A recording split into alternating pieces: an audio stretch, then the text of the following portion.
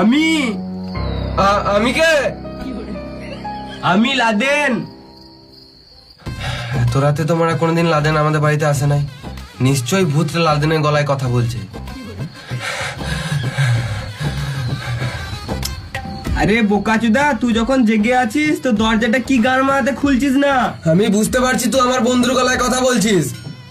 আমি দরজা খুললেই তুই আমাকে মেরে দিবি। আমি মরতে চাই না। হ্যাঁ পাচুদা, আমি ভূত থাকলে আগুন কি গান মারাতে চাইতাম? ভূত তো আগুন দেখেই ভয় পায়। ও, এটা তো আমি ভাবিই নাই।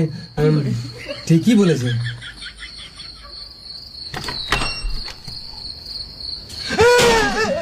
এ আমি বটিবে বোকাচুদা, ভূত যাতে না ধরে ওই জন্য গায়ে গোবর মেখেছি।